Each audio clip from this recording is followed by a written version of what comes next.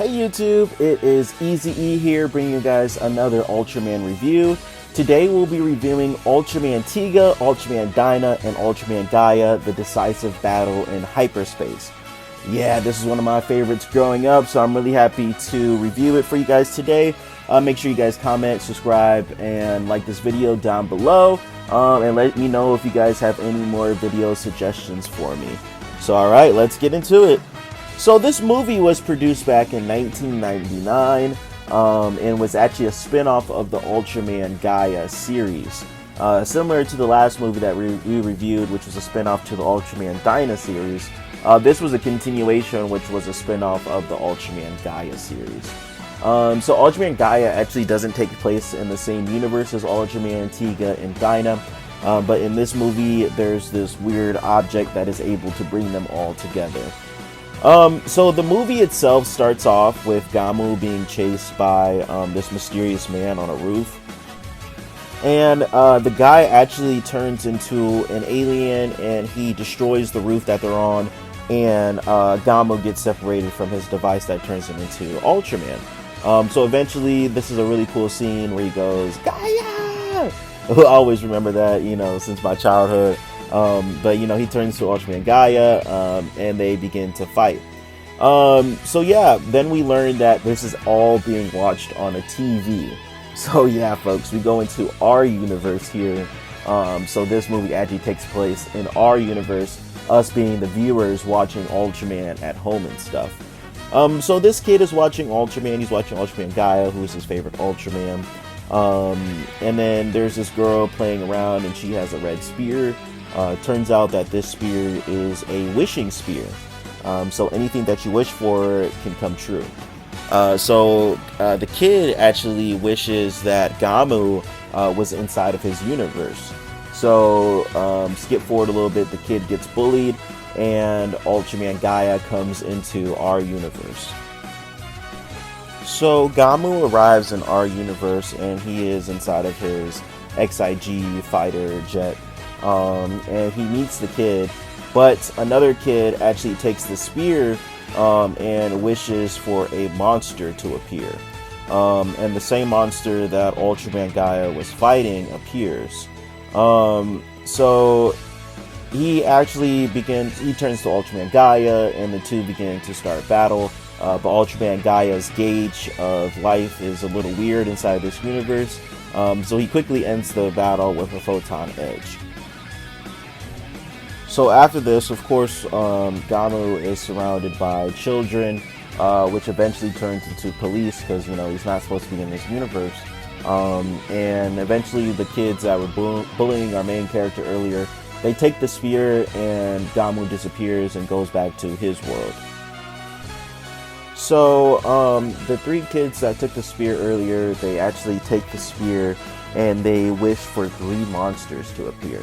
And these 3 monsters were based off of their drawings. And these monsters actually don't get a name. There's a toad-looking one that belongs in the water. There's a flying one that looks kind of like Gigan from the Godzilla universe. And then you have the King of Moths, which actually kind of looks like Godzilla, the King of the Monsters. But he just looks a little more wicked, and he also has wings. So yeah, these 3 monsters start to rage terror on the planet. And it looks like all hope is lost because Gamu is not in this universe anymore. Gamu is back in his home universe. So all hope is lost. There's nobody to battle the monsters. And then out of nowhere, Gamu appears. He actually took one of their own devices. He actually battles the monsters inside of this machine, which I actually forgot about until I'm just now rewatching the movie, which is really cool because this is a really cool scene where Gamu actually battles the monsters inside of a mech suit. But of course, he does not win, and he turns into Ultraman Gaia. Ultraman Gaia is up against 3 monsters, and he's doing okay at first, but then he starts getting his ass handed to him. So yeah, we see Ultraman Gaia begin to struggle. He's getting defeated by the other monsters, and the kids are having their own little dispute about whether the orb is going to work or not. Because they kind of used up all the wishes. Short story, a monster shoots a blast at the building and it explodes, and the kid who's holding it, our main character, wishes that Ultraman Dyna and Ultraman Tiga appear. So we get this really cool moment where Ultraman Tiga and Dyna save the kids. Ultraman Tiga!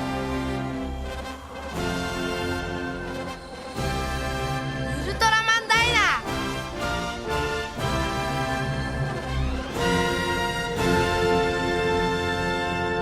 And then they join Gamu inside of this last battle. Ultraman Tiga takes the one battle and battles it in the ocean. Ultraman Dyna takes the other monster and battles it up in space. And Gaia battles the King of Monsters. So all the Ultramen defeat their different monsters. Gamu is the last one to defeat the King of Monsters, and he turns into his supreme form and does his nice little finishing blow. It is really cool. We learned that the girl that's been inside the story this whole time is actually the Red Orb, and this was her mission all along. And yeah, it was a pretty cool story. Gamu and everybody goes back to their own universes. Ultraman Tiga and Dyna disappear, and Gamu kind of gets an understanding that there's other universes and that he can save other people as well. So yeah, that's it for the overview of the story. Now let me get into the review of it. So, I know a lot of the people watching this video have watched the new generation of Ultraman. So this is a really big throwback movie, especially for me. This movie was really good. I grew up watching this. I used to have the DVD set. And this is kind of the classic heart of Ultraman. Nowadays, you know, the movies are okay, but they don't have this heart to it like this movie did. Where it was really just focused about the kids, and it connects Gamu to the kids and what it means to be an Ultraman. And it's really cool. This movie and the last movie, Ultraman Dyna and Tiga, they really had their own heart to it. And you can kind of tell that these series are kind of continuations of each other, definitely in direction and in directing itself. So if I were to give this movie a score, it would definitely be a 8 out of 10. There is a lot of action, there's a lot of plot, and it definitely keeps you interested. This movie is free on YouTube, so I definitely suggest for everybody to go take a look at it. And yeah, and go see if you like it. If you're an Ultraman Gaia fan, this is definitely for you. If you're an Ultraman fan in general, please give it a watch. This is some classic Ultraman that you guys cannot miss out on. So thank you guys so much. Thank you, YouTube, for joining in today.